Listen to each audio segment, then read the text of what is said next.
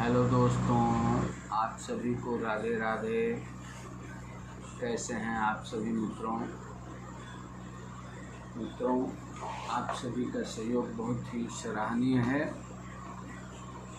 मित्रों, शिव महापुराण के द्वितीय श्री रुद्र संहिता के 9वें अध्याय पर हम चर्चा कर रहे थे, जिस पर पिछले वीडियो में हमने शिव जी द्वारा ब्रह्मा विष्णु को उपदेश और उनके विदेशों की शांति के बारे में वर्णन हो रहा था।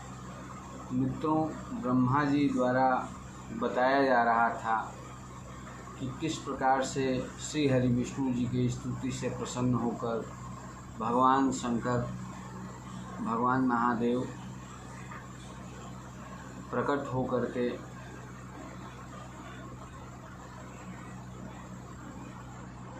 सारी बातें समझाई है, जड़ और चेतन को समझाया है।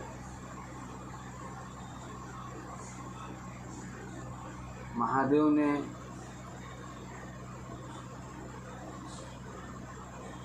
ब्रह्मा विष्णु के समक्ष महेश के रूप में अपना अवतार दिया है मित्रों, जिसके बारे में शिव और रुद्र में कभी भेद नहीं समझना चाहिए। यह रुद्रावतार था मित्रों।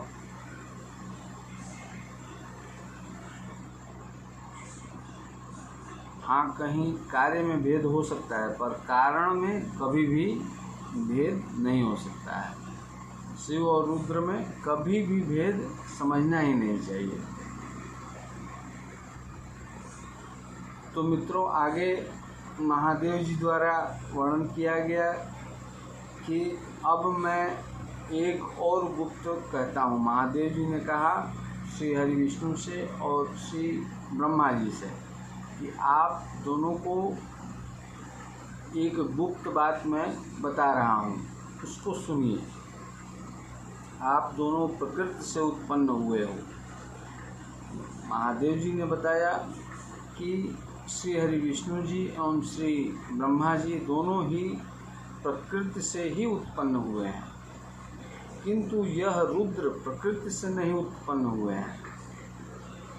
जो भगवान महादेव के स्वरूप रुद्र प्रकट हुए हैं, वह प्रकृति से नहीं उत्पन्न हुए हैं, ऐसा महादेव जी द्वारा कहा जा रहा है। आगे महादेव जी कहते हैं, मैं रुद्र रूप से अपनी इच्छा से ही ब्रह्मा की भौहों से उत्पन्न हुआ हूँ, परंतु मैं सनातन शिव रूप मूलभूत सत्य ज्ञान और अनंत ही हूँ। महादेव जी ने यहाँ अपने आप को क्लियर किया कि मैं सनातन शिवरूप मूलभूत सत्य ज्ञान और अनंत ही हूँ। इन तत्वों को जानकर सर्वदा मन से मेरा ध्यान करने योग्य है। और रुद्र में प्रकृति का तामस गुण जानना चाहिए, क्योंकि वह वैकारिक है, परंतु वास्तव में मित्रों वह तामस नहीं है। आगे महादेव जी कहते हैं श्री हरि विष्णु जी से एवं श्री ब्रह्मा जी से कि आप सृष्टि के कर्ता बनो और हरि भगवान सृष्टि के पालक बने। और यह जो मेरा अंश रुद्र का है, यह लय करने वाला प्रलयकारी होगा।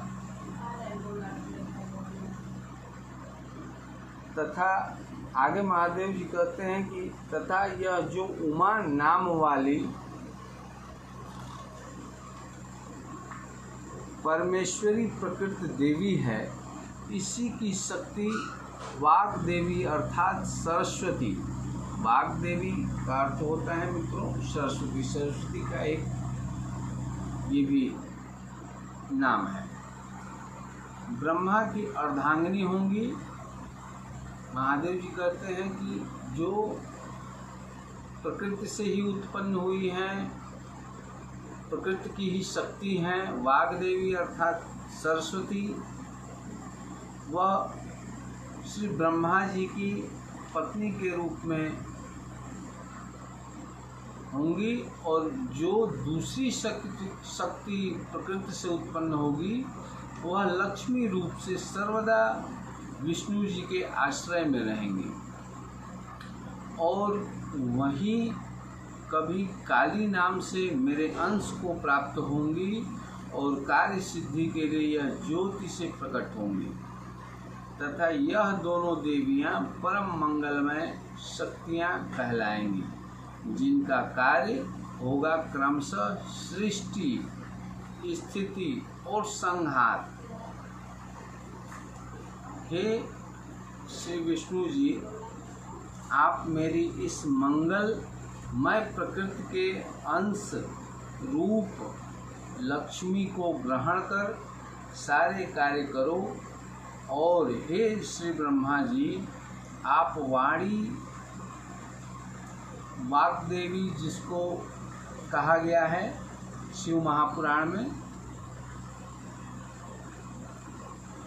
देवी सरस्वती को ग्रहण कीजिए और मेरी आज्ञा से सृष्टि का कार्य कीजिए, और यह जो मेरी प्रिया काली हैं इसका आश्रय कर मैं रुद्र रूप में प्रलय के कार्य करूँगा, जिसमें चारों वर्ण वाले लोक की रचना होगी।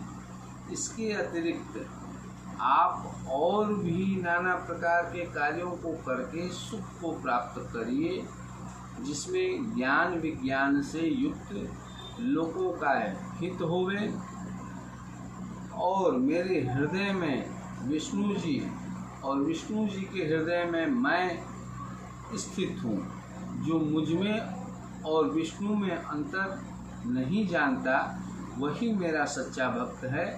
ऐसा महादेव जी ने श्री रुद्र संहिता जी के 9वें अध्याय में बताया है।